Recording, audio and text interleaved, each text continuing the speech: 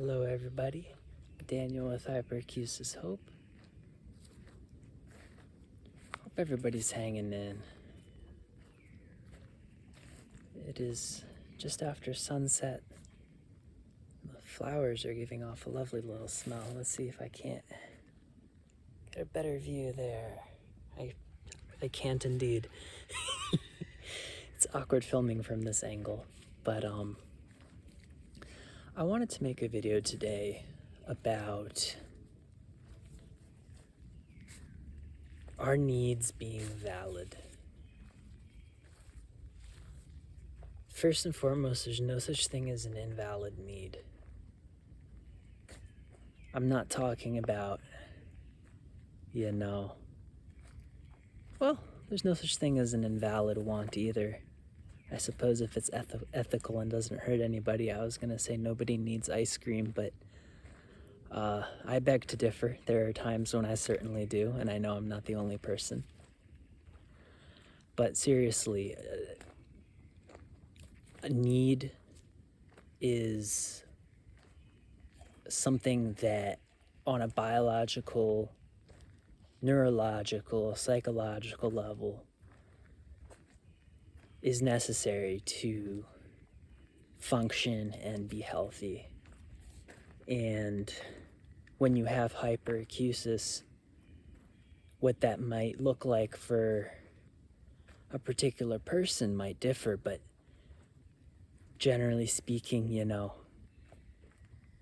a place that is quiet to spend most of our days. The ability to protect from sounds or get away from sounds that are causing discomfort, distress, pain, reactive tinnitus, tonic tensor tympani syndrome, middle ear myoclonus. And then shout out to my patulous eustachian tube homies and homettes. I'm sure I missed something, but point being, every single person who has a need related to these issues. Semicircular canal dehiscence syndrome. There we go. I think I got all of them. Whatever auditory need that we need to feel safe, and that's a basic need. For people who don't have auditory sensitivity,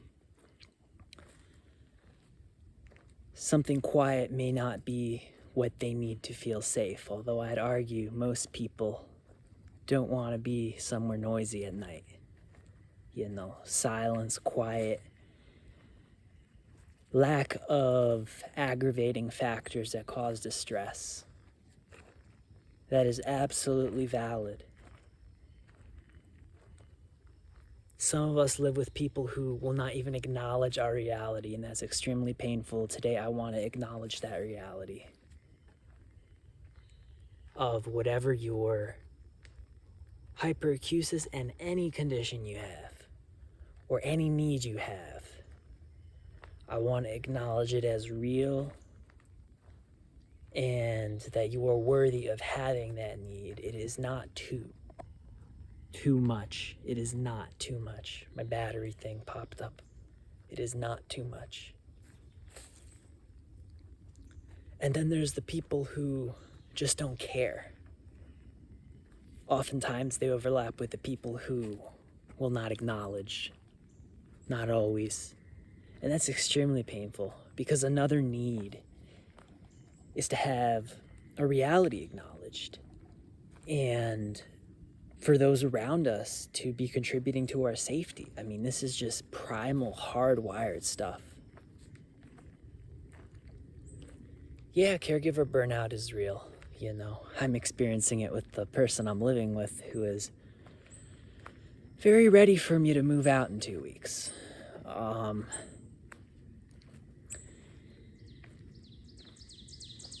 And her needs to have her space is valid, but my need to be able to use the bathroom knowing that there isn't a loud sound coming, because specifically for using the bathroom, I'm not able to wear protection.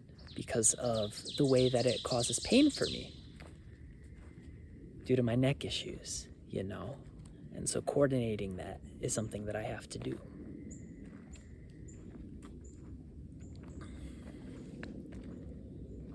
And it can be painful when the person that you're staying with begins asking you to minimize your requests for basic needs, you know? But that doesn't make them any less valid.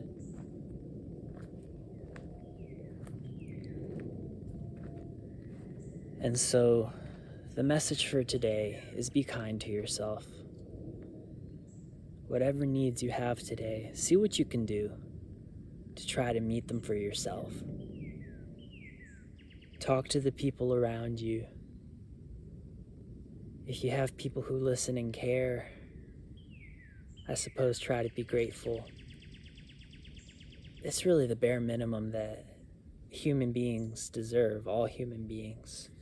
People around them who are supportive, who care enough to listen, you know? I certainly know what it's like to deal with people who don't. Thankfully, I'm not beholden to any of those types of people at the moment, but, you know, I know a lot of people are.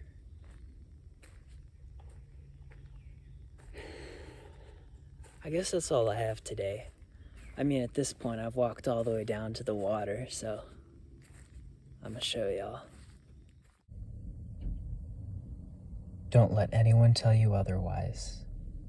Your needs are valid, and you are valid. Hyperacusis hope. Peace out, y'all.